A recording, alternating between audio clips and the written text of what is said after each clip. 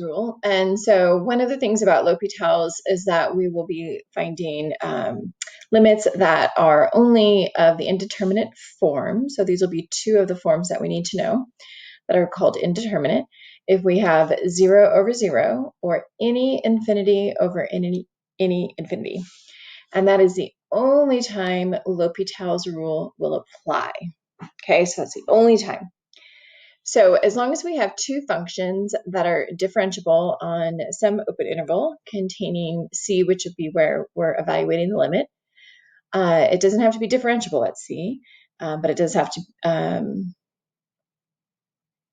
be differentiable on that whole interval with the exception of c.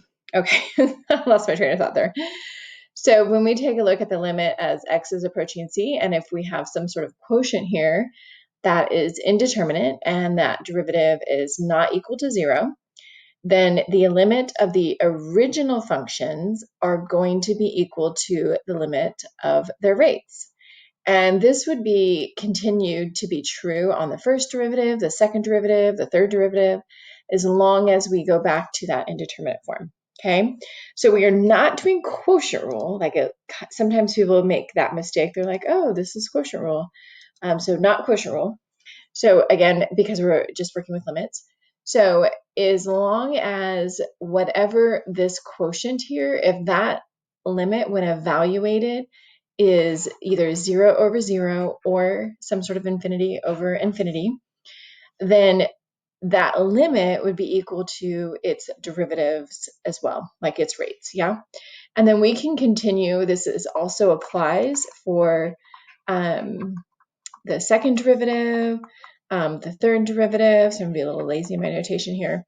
As long as it still hits that indeterminate form. Okay, so that means like if you take the derivative, you still get 0 over 0, just take the derivative again. Like this is fabulous, right?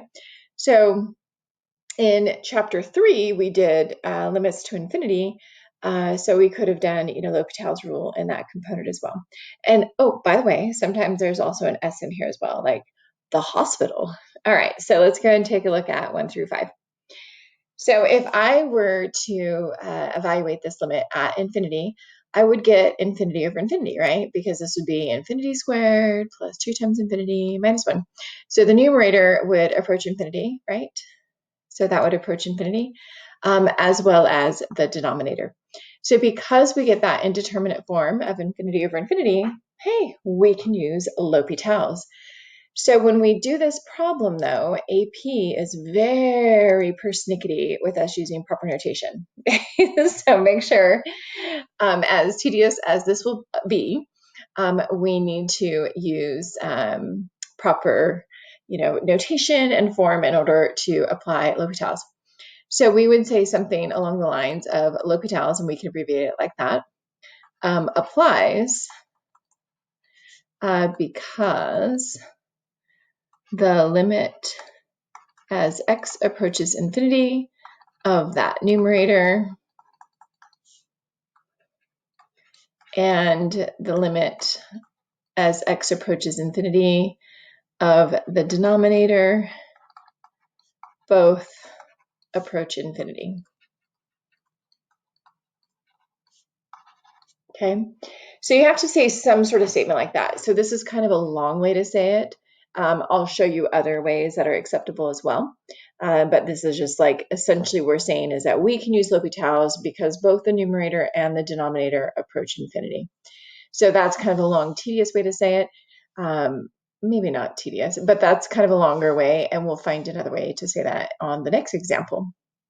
All right, so because it applies, then I can take the limit of their derivative. So the derivative of x squared plus 2x is 2x plus 2. And then the derivative of the denominator is 6x. So if I were to take this limit again, I get another infinity over infinity, right? So that would be another infinity over infinity. So that means I can do L'Hopital's again. So I said this for the first one. So now I'm going to say this for the second. I wrote that kind of large, so I ran out of room. But I would just say something here. Both the numerator and denominator approach infinity. Therefore, L'Hopital's applies again, right? So another way to say that without quite as much math notation, yeah? So then let's, guess what? We get to take the derivative again. And so the derivative of 2x plus 2 is 2, and the derivative of 6x is 6, and then that value is 1/3. So then that limit would equal 1/3. Now we already knew that, right? Because we know the whole, like, if they're both x squared, they're equal power, we look at just their coefficients, and we get 1/3. So this is just an alternative way to find that limit. Okay, so let's take a look at this one here. So again, we're using L'Hopital's, even though there is a different way for us to evaluate this. But I'm going to go ahead and do that. So if I evaluate this at 2, I would get 2 squared, which is 4, minus 2 minus 2, and then evaluate at 2 in the denominator. So we would have 2 minus 2. So I would have 0/0. Okay, so then I would say something along the lines, both the numerator and denominator approach 0.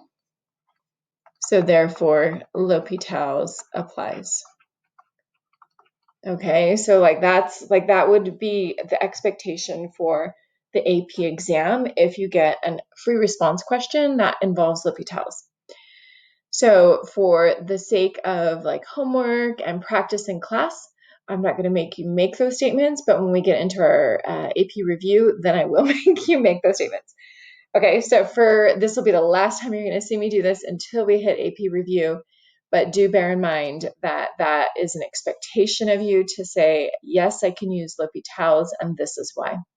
All right, so let's go ahead and take the derivative of the numerator. So that would be 2x minus 1. And then the derivative of the denominator would just be 1. And then I started to write infinity, x approaches 2. So when I substitute 2 in, I would get 4 minus 1, which is 3. So that limit would be 3. Okay. All right. So then here we go. So example 3. So for this one here, so if I were to evaluate this at infinity, I would get infinity squared. So that would approach infinity. And then as x approaches infinity here, also approaching infinity. So I am going to write this step, and I would expect you to do this as well. Okay, so that I do get infinity over infinity. You don't need to make the statement, but at least write that component. So that means I can go ahead and take the derivative of the numerator and then evaluate that limit. So the derivative of x squared is 2x. The derivative of e to the x is itself again. So again, if I tried to evaluate this, I would get infinity over infinity again, right? So this would be infinity over infinity again. And so then now when I take that derivative, because L'Hopital still applies, because I still am in that indeterminate form. So 2 times x, that derivative is 2. And then e to the x is e to the x. Okay. And then so here, when I evaluate this limit to infinity, the denominator is going to grow without bound while the numerator stays constant. So the bigger the denominator, the smaller the fraction, right? So imagine like 2 over 100, 2 over 1,000,000, 2 over 1,000,000,000. So that limit would be approaching 0. Okay. All right, so let's take a look at another one. So if I evaluate this here, so sine of 0 would be 0, and then x approaching 0 here would be 0. So this is indeterminate, which is an appropriate one for L'Hopital's. So I can apply it. So I'm going to go ahead and take the derivative of sine of x, which is cosine, and then the derivative of x is 1.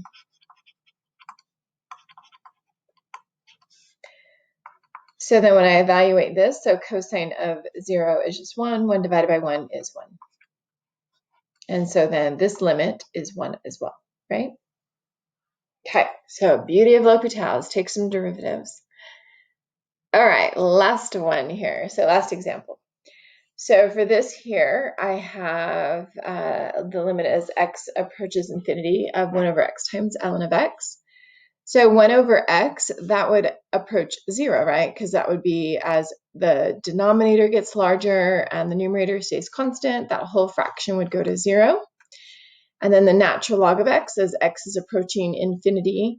For this one, I would have ln of infinity, so to speak, and that would be infinity as well. So graphically, just to kind of keep that in mind, so your natural log of x looks something like that.